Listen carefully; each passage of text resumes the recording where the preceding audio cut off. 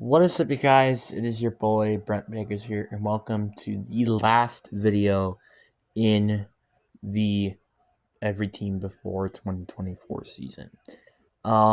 It's been an interesting journey, not gonna lie, and I'm gonna probably talk about how this has been in a different video because of the factor that I just don't really want to talk about it for so long in this video. So yeah.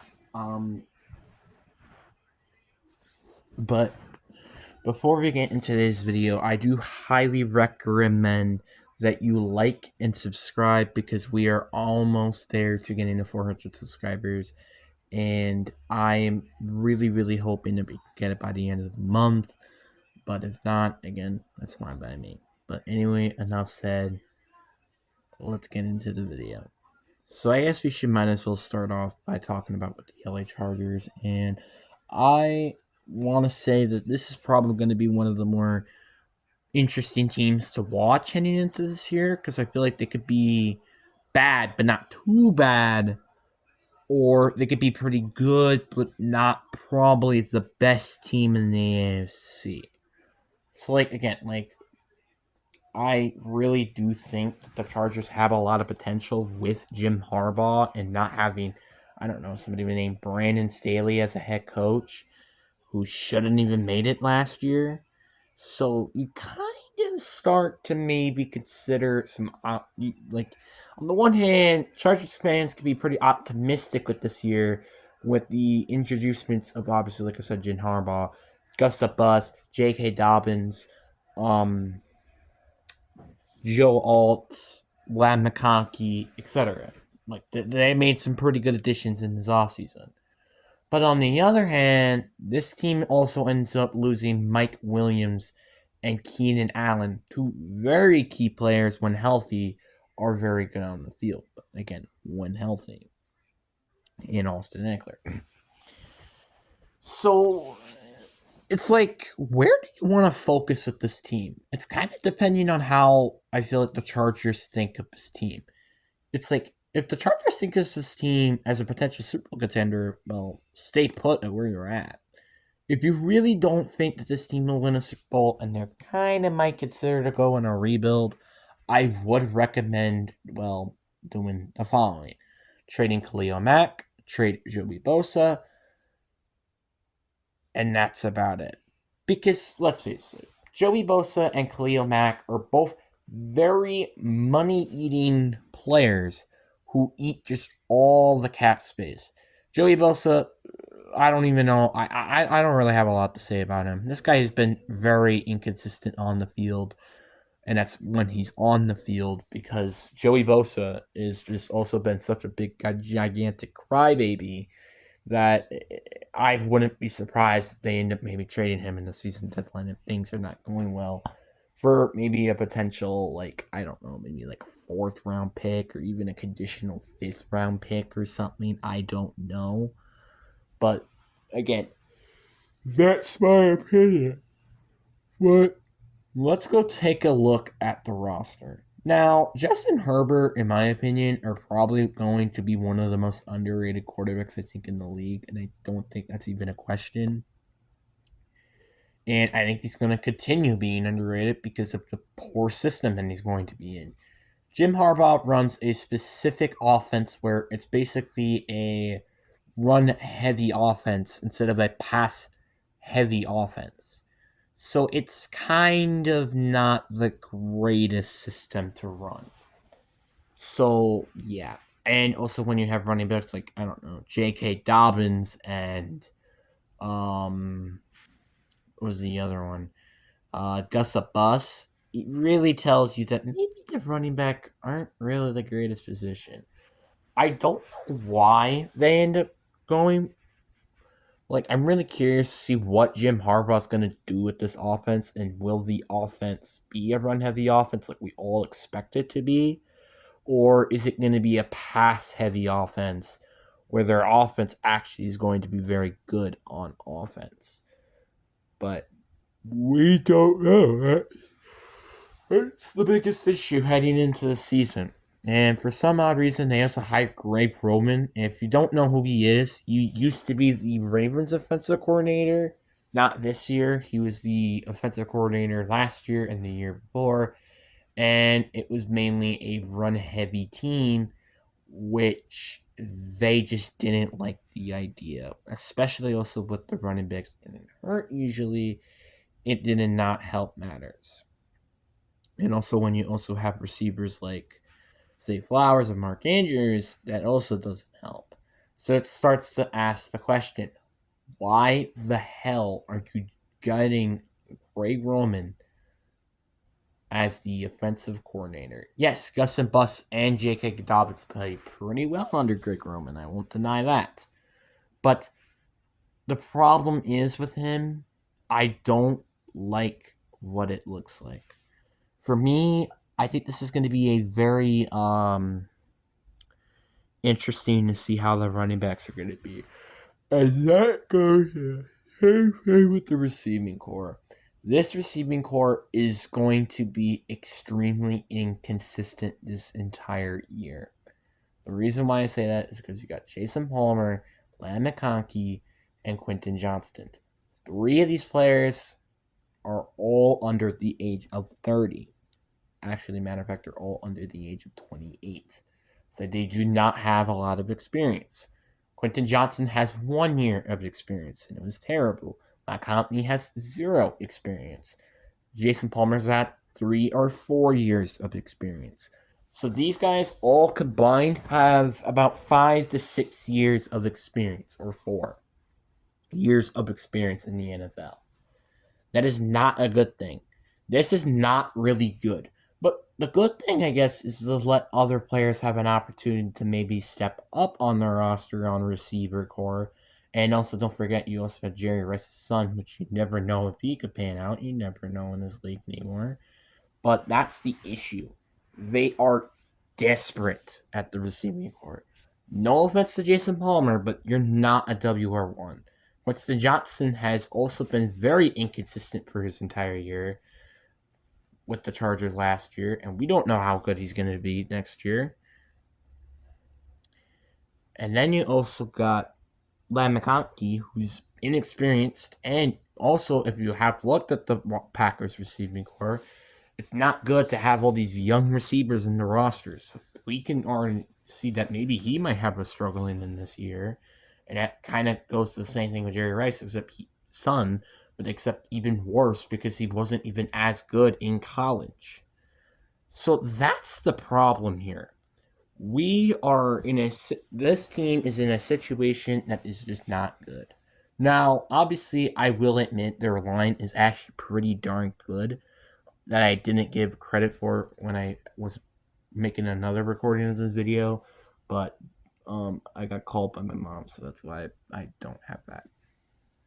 But I specifically talked about how their line could be a bit of a question mark, but the more I think about it, the more their line is pretty darn good. Now, maybe their center isn't the greatest position. I don't remember who their center is on the top of my head, but it's not Corey Linsley. But outside of that, they have a pretty good line. Like Rashawn Slater, Zion Johnson, Joe Alt, who they just drafted, who I imagine could be a stud on that team, and Jamal Slater. And again, when healthy, this is probably going to be one of the best defensive line in the league, I imagine. And then you get to the defense, which I imagine it's going to be better than it was last year, but it still has flaws. Their linebacking core is a question mark with losing Eric Kendricks and Kenneth Murray. I don't remember in the top of my head who they brought back or in. D lineman, aka the interior, there's really nothing crazy there. Edge rushers, you got Khalil Mack, Joey Bosa, and that guy at USC who's in Hawaii. I don't remember his name on the top of my head, but he's a pretty good player as well when he's on the field because, well, yeah, Joey Bosa and Khalil Mack. Corners, Asante Samuel Jr. is a pretty good start, but outside of that, they've never really found a good corner, I would say. and Derwin James and Alami Gilman are both excellent safeties. So they've actually had a, honestly, in my personal opinion, this is a very, very good roster that kind of struggled due to coaching. Like, again, let's go looking back at the roster from last year. So, last year's roster, you had Justin Herbert, Austin Eckler, Keenan Allen, Mike Williams a little bit, Rashawn Slater, Jameer Slater, who I think was either not good or just not healthy, if I'm not mistaken, Zion Johnson. Then on defense, you have players like again, that guy at USC, Joey Bosa, Khalil Mack, again, when they were healthy for Joey Bosa, Kenneth Murray. Now we're around to 11 players, by the way. Kenneth Murray, Eric Kendricks. He wasn't really that good anymore. Sante Samuel Jr., Derwin James, Lottie Gilman. Those are 15 players that I just named right there. What is their team how, that I would say, in terms of good players? Justin Herbert, Rashawn Slater. I wouldn't really say Joe Alt quite yet. I think it's a bit early. Zion Johnson, Jameer Slater, Joey Bosa, Khalil Mack, the guy out of TCU, Sante Samuel, Derwin James, Ade Gilman. Those are 10 players. They lost 5 of those players. So some big shoes to fill for the players that are replacing those players.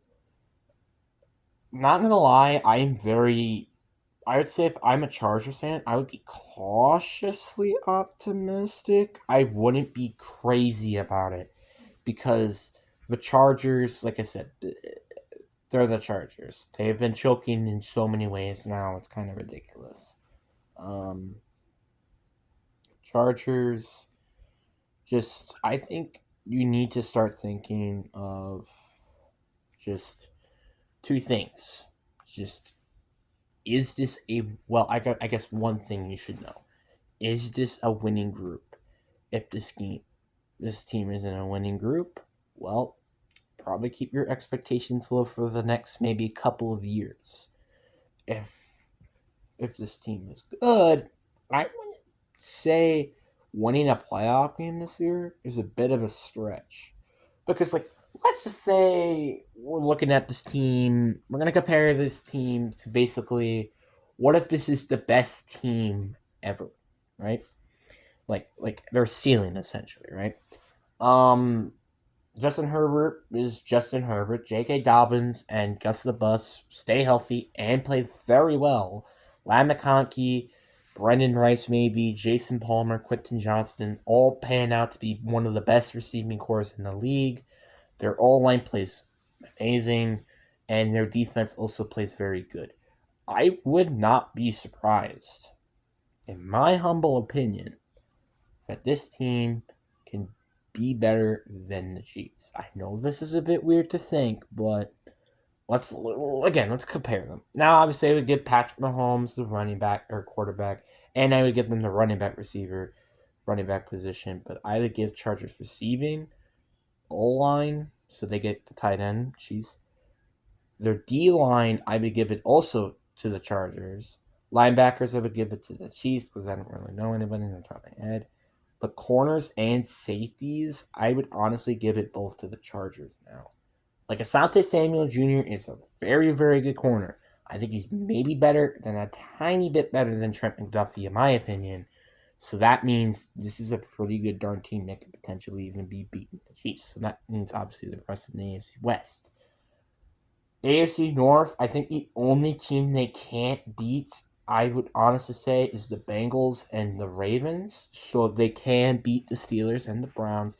I just think they can't beat the Bengals because they're receiving core, and the Ravens because I think they're one of the best rosters heading into the season, in my opinion. AFC South, again, I would also say the Texans, I don't think they can beat, but I would say everybody else in the AFC South, I think they can beat. Then the AFC West, I think they can beat the Bills. I think they can beat the Patriots easily. I think they can also beat the Jets. So that's 11 right there. And can they beat the Dolphins? I don't think they could beat the Dolphins. So they are the 5th best team heading into then the next thing. So I would say probably this team would then most likely be like a third, second place. Where I'd say then the 6th seed would maybe be the Chiefs, I would say. Like, okay, so let's just say, in my opinion, I think the Dolphins, the Texans, the Ravens, and then, well, the Chargers in this experiment would win their divisions. So the wildcard teams we have are the Chiefs, the Bengals, the Steelers, the Browns, even. So basically any team in the North except the Ravens. And again, you also got the Chiefs, Jags, Colts. I think they could be wildcard teams as well. Bills potentially, and the Jets. So going off those teams, hypothetically, I think the Chiefs will easily be the 5th seed, so they wouldn't be able to go against the Chiefs. The 6th seed, I would give to. He's a 6th seed in this scenario. I'd say the Bengals here. Bengals would get the 6th seed. Then the 7th seed, well, it wouldn't matter in this experiment because I don't think you would unfortunately be able to beat the Bengals. But this is not a bad thing with this team. If this team can even make it to the postseason and make a pretty good fight, in my opinion, that would be with the Bengals, I think this would be a pretty good darn game. Like, again, I think it would probably be more likely like a high scoring game rather than a low scoring game. Because of the factor that the Bengals offense is very explosive, I think it's better than their defense, although their edge rushers are very talented. But the Chargers, I think they might have a little bit of a struggle with that young, good secondary that they're building. But the edge rushing, I don't think they should be very concerned because Trey Hendricks is like the only good player from there. Or Sam Hubbard or Miles Murphy that they also have. But they're kind of unknowns. But this is going to be it for this video. I really do hope you guys enjoy this video. I don't know though when I'm going to be uploading. Well, I know probably you probably will know when I upload my Fortnite or not my Fortnite video, my final predictions video. But anyway, I hope you guys enjoy. Peace.